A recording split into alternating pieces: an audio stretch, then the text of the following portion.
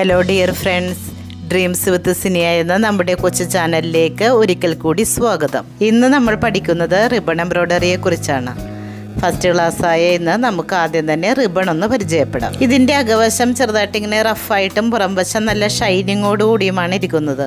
നമുക്ക് തൊട്ട് നോക്കുമ്പോൾ തന്നെ ഇതിൻ്റെ ഉള്ളും പുറവും മനസ്സിലാക്കുവാൻ പറ്റും. നമ്മൾ വർക്ക് തുടങ്ങുമ്പോൾ സോഫ്റ്റായി പുറംവശം കാണുന്ന രീതിയിലായിരിക്കണം ചെയ്യേണ്ടത്.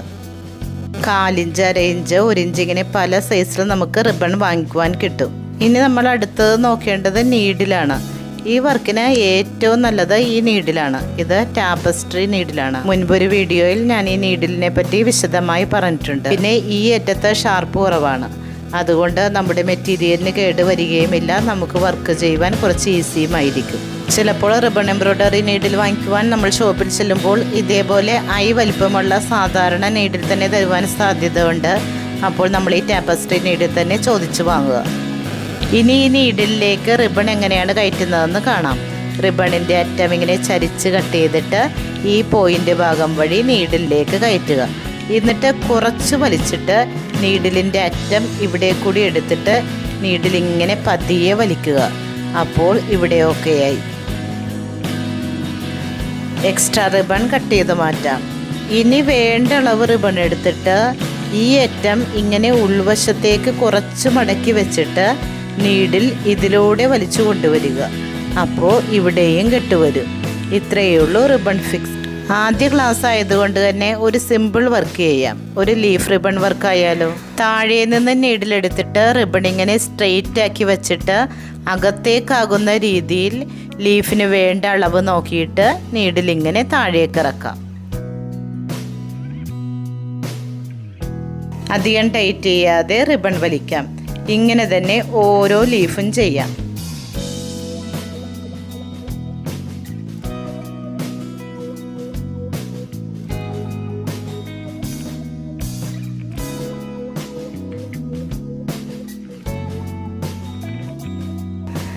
ഫസ്റ്റ് ക്ലാസ് ആയതുകൊണ്ട് തന്നെ നമുക്ക് സിമ്പിളായിട്ട് ചെയ്യാമെന്ന് ഞാൻ കരുതി ഞാനിങ്ങനെയാണ് ഇപ്പോൾ ഇവിടെ ചെയ്യുന്നത്.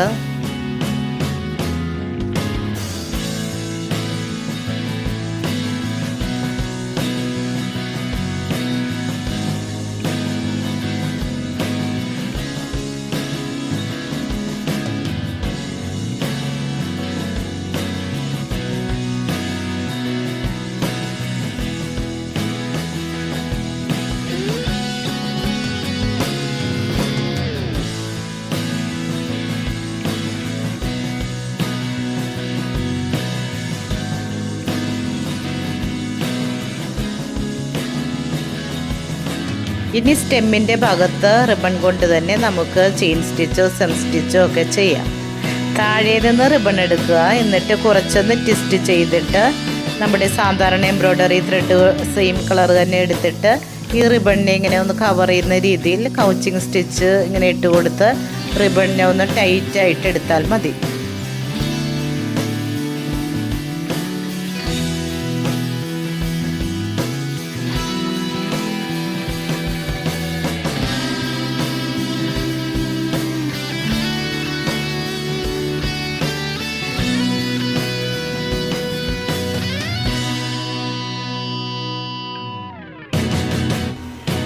സ്റ്റെം തീരുന്ന ഭാഗത്ത് റിബൺ താഴേക്ക് ഇറക്കി കെട്ടിട്ടെടുക്കുക.